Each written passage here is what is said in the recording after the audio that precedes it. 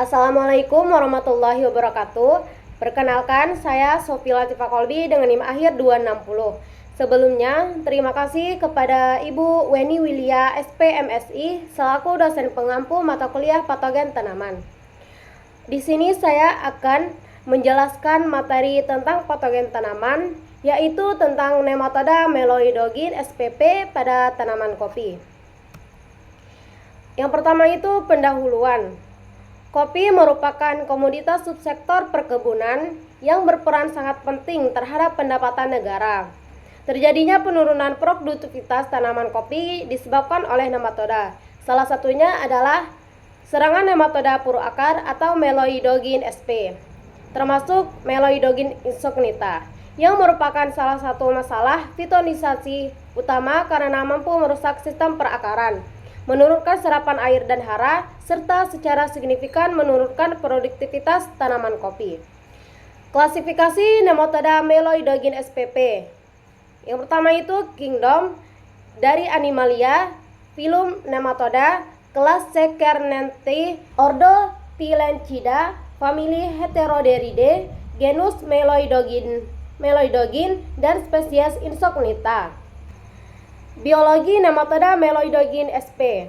Nematoda puru akar atau meloidogin SP merupakan nematoda utama pada tanaman kopi di Indonesia dan negara-negara penghasil kopi lainnya di dunia, menurut Souza 2008. Nematoda ini termasuk ke dalam ordo Tilenchida dan famili Heteroderidae.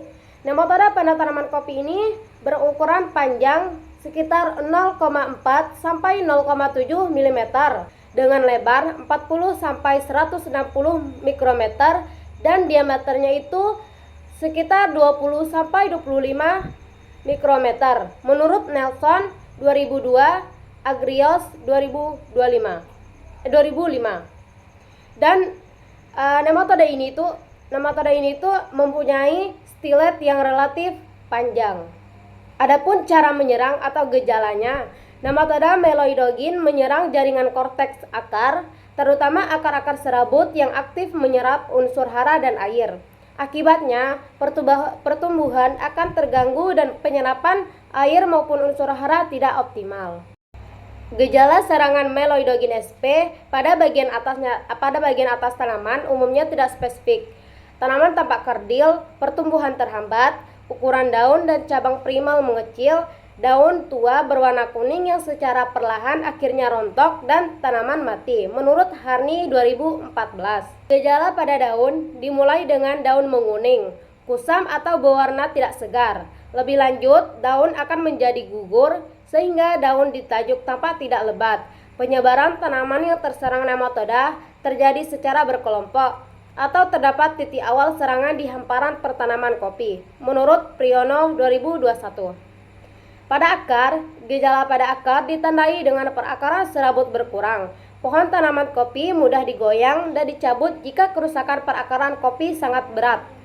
Jika perakaran dibongkar, maka struktur akar kopi tinggal akar utama dan sekunder.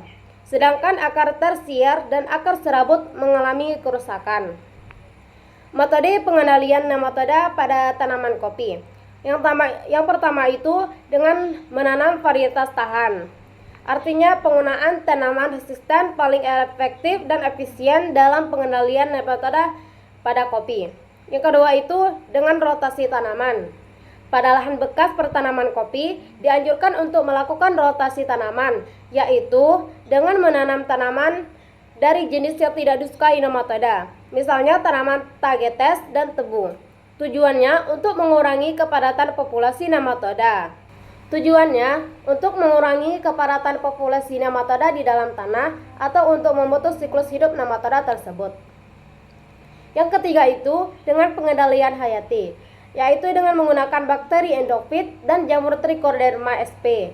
Berdasarkan penelitian yang dilakukan oleh Harni dan Hairati 2013 serta Harni pada 2014, penggunaan bakteri endofit yang diisolasi dari akar tanaman kopi terbukti dapat menekan populasi nematoda parasit tanaman, yaitu Pratylenchus coffeae